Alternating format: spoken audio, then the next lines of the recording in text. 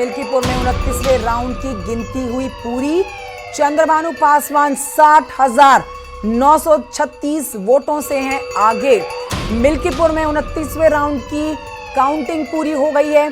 लगभग 60,000 से ऊपर वोटों से आगे चल रहे हैं। आप कह सकते हैं कि जीत निश्चित है, तय मानी जा रही है चंद्रभानु पासवान की। हालांकि अजीत प्रसाद के जो पिताजी हैं, अवधेश प्रसाद, जो यहां से रहे हैं विधायक, उन्होंने आज सुबह डिक्लेयर कर दिया था कि 32,000 वोटों से मार्जिन से उनका बेटा अजीत जो है वो जीतने जा रहे हैं। लेकिन ऐसा होता हुआ दिख नहीं रहा है। हमारे साथ आशीष चतुर्वेदी साहब है, समाजवादी पार्टी के प्रवक्ता। एक रिएक्शन उनसे लेते हैं। सर, 60,000 से ज्यादा वोटों से आगे चंद्रभानु पासवान, आप क्या कहेंगे इस पर? देखिए, मुझे ऐसा लगता है कि जो भारतीय जनता पार्टी को अभी वहां सफलता मिल रही है उसके कई कारण हैं। कोई एक कारण नहीं है उसके मैं समझता हूँ कम से कम 4 से 5 कारण हैं जिनकी वजह से भारतीय जनता पार्टी को वहां सफलता मिलती दिख रही। पहला कारण रहा है योगी जी के करीब 7-8 दौरे वहां पे हुए। बहुत गंभीरता से और बहुत मजबूती से तैयारी की गई और उसका प्रभाव प्रशासन जो वहां का था उस पे और जो पुलिस थी उस पे भी पड़ा, देखने को मिला। कई वीडियो ऐसे वायरल हुए जहां पुलिस वालों ने समाजवादी पार्टी के नेताओं पे दबाव बनाया, वीडियोस वायरल हैं। उसका भी कहीं ना कहीं कुछ फायदा भारतीय जनता पार्टी को मिला। साथ ही मुझे ऐसा लगता है जो एक प्रमुख कारण रहा है वो अवधेश प्रसाद और उनके जो पुत्र हैं उनका राम मंदिर न जाना, मुझे लगता है कहीं ना कहीं अपने आप में एक बहुत बड़ा कारण ये भी बना। ये कारण तो आप गिना रहे हैं आशीष जी, लेकिन फिर अवधेश प्रसाद जी ने आज सुबह ये अनाउंसमेंट क्यों कर दी थी? उन्होंने तो भविष्यवाणी कर दी थी कि उनके बेटे अजीत प्रसाद जो हैं वो वहां से 32,000 से ज्यादा वोटों से जीतने वाले हैं। तो ये कुछ जल्दी ही उन्होंने अपनी खुशी जाहिर कर दी थी। देखिए, आप किसी भी व्यक्ति से जो चुनाव लड़ रहा हो, आप पूछेंगे चुनाव से पहले तो वो क्या कहेगा? वो यही कहेगा, ये काम धारणा है। जिस भी व्यक्ति से आप पूछेंगे कहेगा हम जीत रहे हैं, अच्छे मार्जिन से जीत रहे हैं। ये तो हमेशा देखा गया है। कोई पहली बार तो किसी चुनाव लड़ने वाले व्यक्ति ने नहीं कहा है। आमतौर पे आप जिससे भी पूछेंगे कोई चुनाव से पहले ये थोड़ी कहता है कि नहीं मैं हारने वाला हूँ, तो कोई नहीं कहता है। तो हर कोई यही कहता है कि हम जीतने वाले, उसी उम्मीद पे चुनाव लड़ता है। ये जीत की उम्मीद लगाना ये अलग बात है और जीत की घोषणा कर देना बकायदा आंकड़ों के साथ वो अलग बात है। तो मतलब हमें तो ऐसा लग रहा था कि शायद उनके पास कोई खुफिया जानकारी मिली है उनके अलग सोर्सेस की तरफ से, जो वो इतना पक्के दावों के साथ कह रहे थे कि 32,000 से ज्यादा वोटों से जीतेंगे उनके बेटे अजीत प्रसाद। तब मैं आपसे प्रश्न कर रही हूँ। तो देखिए, विश्वास एक उम्मीद होती है, एक विश्वास होता है, एक आदमी अपना आकलन करता है। उन्होंने अपना आकलन किया, वो सही बैठे नहीं बैठे वो एक अलग बात है। लेकिन हर एक व्यक्ति जो भी चुनाव लड़ रहा होता है, जिस भी राजनीतिक दल से हो, कोई इंडिपेंडेंट भी लड़ रहा होगा, उससे भी आप पूछेंगे कि भाई आप चुनाव में क्या हो, तो वो यही कहेगा कि मैं जीतने वाला हूँ निश्चित रूप से। ठीक है, चलिए, ये अच्छी बात है कि आप अपनी हार स्वीकार कर रहे हैं और आपने वो प्रमुख बिंदु भी बताए हैं जिनकी वजह से आपको लगता है कि समाजवादी पार्टी को हार का मुंह देखना पड़ गया है मिल्कीपुर में। ये तो स्पष्ट हो गया है। दिल्ली की राजनीति में, दिल्ली में जो आज एक बड़ा उलटफेर हो गया 27 साल के बाद, इस पर रिएक्शन ले लेते हैं आनंद दुबे साहब से। बीजेपी के प्रवक्ता लगातार हमारे साथ बने हुए हैं। आनंद जी, ये तो गजब ही हो गया। मतलब दिल्ली में अगर आप देखेंगे नतीजे, तो आम आदमी पार्टी का जो टॉप ऑर्डर है ना, उस टॉप ऑर्डर में सब पत्ते गिरते हुए नजर आए हैं। सिर्फ एक शायद आतिशी ही मुख्यमंत्री अपनी सीट बजा पाई है। ये क्या हुआ है दिल्ली में? एक होता है कि हम चुनाव लड़े और हार गए, एक होता है जनता का आक्रोश।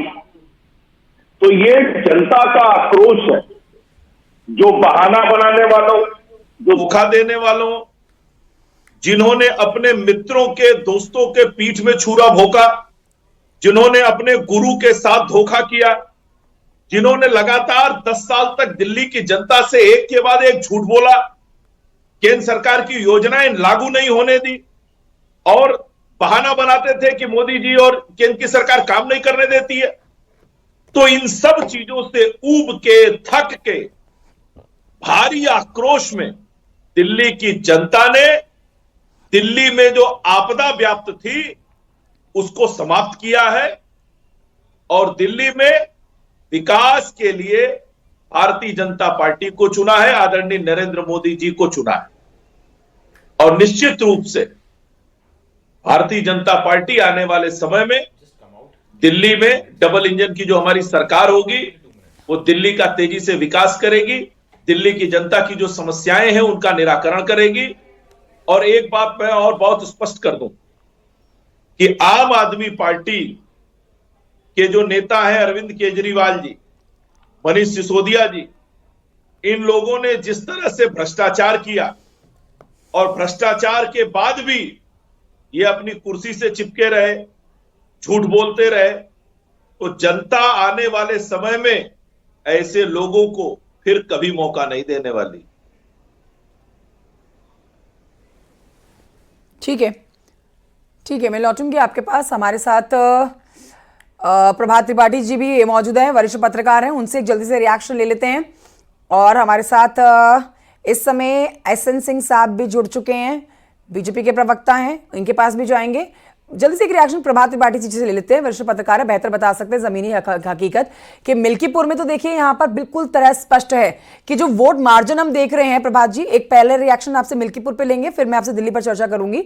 लेकिन मिल्कीपुर में तो यहाँ पर समाजवादी पार्टी पूरी तरह से अपनी जीत के लिए आश्वस्त नजर आ रही थी। उन्होंने कहा था कि भाई यहाँ पर तो हमें प्रचार करने की भी जरूरत नहीं है, ये सीट तो हम जीते बैठे हुए हैं। लेकिन हुआ बिल्कुल उलट। अभी जीत हम अनाउंस नहीं कर सकते हैं, आधिकारिक घोषणा नहीं हुई है, लेकिन जो हम मार्जिन देख रहे हैं उस मार्जिन को देखें तो हम कह सकते हैं कि बीजेपी के कैंडिडेट जो है चंद्रभानु पासवान, वो यहां से जीत स्पष्ट करते हुए नजर आ रहे हैं अपनी।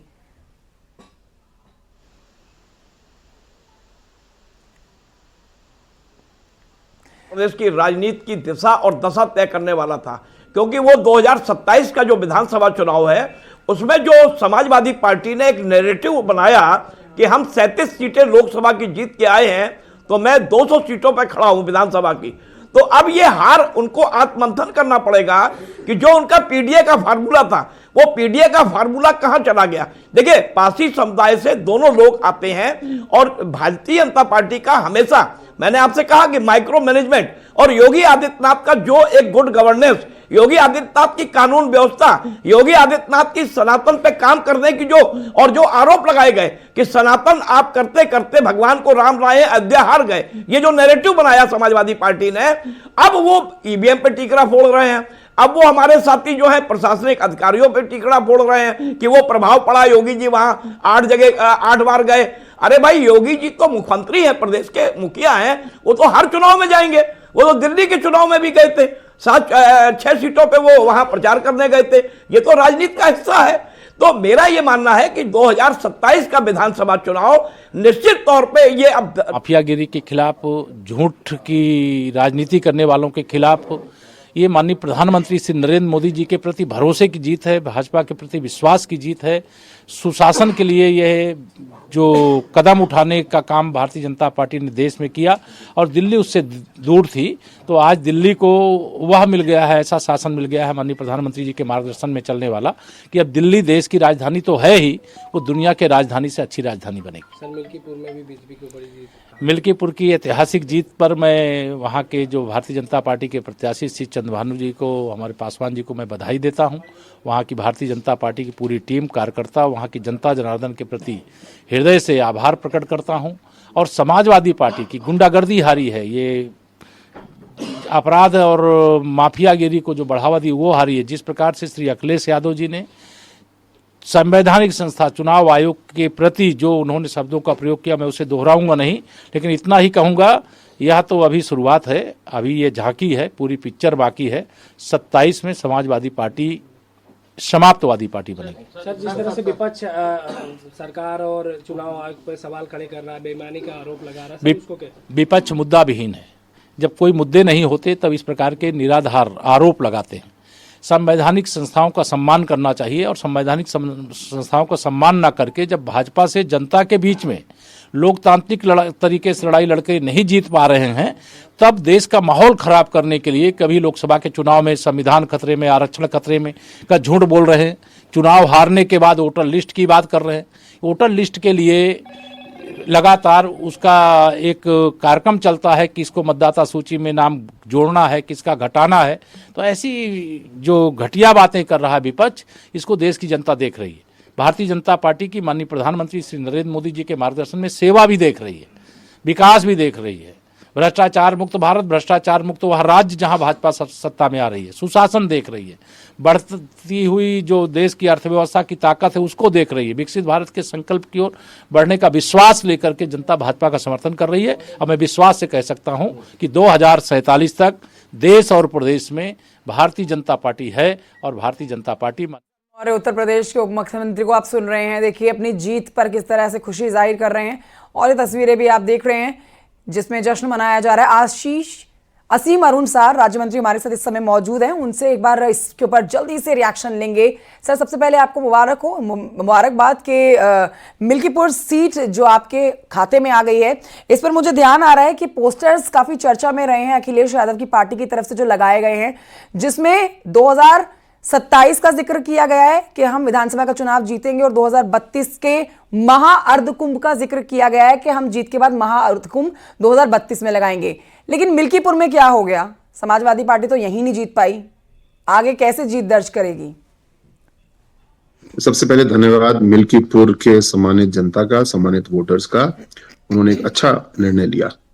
जो पीछे लोकसभा का चुनाव हुआ था, हमने देखा कि काठ की हांडी चढ़ाई गई, एक बार सफल भी हो गई, लेकिन लोगों ने उस बात को बखूबी समझा कि ना संविधान खतरे में है, ना आरक्षण खतरे में है, बल्कि इसके विपरीत भारतीय जनता पार्टी, मोदी जी, योगी जी लगातार काम करते हैं सामाजिक न्याय की यात्रा को आगे बढ़ाने के लिए। ये चुनाव मिल्कीपुर में हमने इसी दम पे लड़ा। ये चुनाव मुख्यमंत्री बदलने का नहीं था, सरकार बदलने का नहीं था, ये चुनाव इस विचार पे मोहर लगाने का था। मिल्कीपुर के समस्त नागरिकों का हम धन्यवाद देते हैं कि उन्होंने इस बात को समझा और भारतीय जनता पार्टी को पूरा आशीर्वाद दिया। जैसा योगी जी ने वादा किया था, हम सब मिलकर के मिल्कीपुर को, जैसा अयोध्या नगर सुंदर बनता जा रहा है, वैसा ही बनाएंगे। और मिल्कीपुर देखें तो अयोध्या का एक प्रवेश द्वार भी है, इसलिए उसकी सुविधाएं, उसकी व्यवस्थाएं अयोध्या नगर के अनुरूप ही होंगी। इस तेजी के साथ हम लोग काम करेंगे, जो वादा किया है उसको अब पूरा करेंगे और धन्यवाद भी देते हैं। असीम साहब, विपक्ष का ये आरोप है कि आपने एक छोटे से मिल्कीपुर उपचुनाव के लिए अपने सारे घोड़े दौड़ा दिए। सारे बीजेपी के जो दिग्गज हैं, यहाँ तक कि मुख्यमंत्री योगी आदित्यनाथ भी यहाँ पर जमकर प्रचार करते हैं, ये समाजवादी पार्टी का आरोप है। तो फिर जीत तो सुनिश्चित थी ही थी। जिसके पास घोड़े हैं वो दौड़ा सकता है, जिसके पास एक ही घोड़ा है वो फिर एक ही घोड़ा दौड़ता रहता है यहाँ वहां। तो ये तो भारतीय जनता पार्टी की ताकत है। हमारी एक बहुत बड़ी टीम है, हम सब कार्यकर्ता हैं और सारे कार्यकर्ता एकजुटता के साथ, समन्वय के साथ काम करते हैं। तो यहाँ पर जीत का श्रेय किसके सिर सचता है सर? चंद्रभानु पासवान, जिनके नाम की तो देखिए चुनाव के कैंडिडेट के जब लिस्ट तैयार हो रही थी और मंथन किया जा रहा था, उनका नाम लिस्ट में नहीं था तो काफी नीचे था और उनका नाम अचानक से ही सामने आ गया, जिसकी किसी को उम्मीद भी नहीं थी। तो उन्होंने बेहतर प्रदर्शन किया या पार्टी ने उनके लिए जमकर प्रचार किया या दिग्गजों ने अपनी पूरी जान झोंक दी? तो किसको जाता है जीत का श्रेय, या फिर वहां की जनता को जाता है जिन्होंने भर भर कर वोट दिए हैं आपको? चंद्रभानु जी को तो बहुत बधाई है। वो एक स्वच्छ छवि के व्यक्ति हैं, तभी हमने उनको अपना प्रत्याशी बनाया। बहुत पहले से लोकप्रिय हैं, चुनाव के दौरान उनकी लोकप्रियता और बढ़ी, तभी वोटरों का आशीर्वाद, नागरिकों का आशीर्वाद उनको मिला। श्रेय भारतीय जनता पार्टी के पूरे संगठन को जाता है। हम हमेशा बोलते हैं, यही चुनाव नहीं, कोई भी चुनाव, चाहे मेरा हो चाहे किसी का भी हो, व्यक्ति नहीं जीतता है, हमारा चुनाव चिन्ह कमल जीतता है, भारतीय जनता पार्टी जीतती है। और प्रत्याशी महत्वपूर्ण है, लेकिन पार्टी उससे कहीं ज्यादा महत्वपूर्ण है। और केंद्रीय रोल किसी भी जीत में भारतीय जनता पार्टी का, कमल का हमेशा से रहा है, आगे भी रहेगा और मिल्कीपुर में भी है। बहुत शुक्रिया आसिम अरुण साहब हमसे बातचीत करने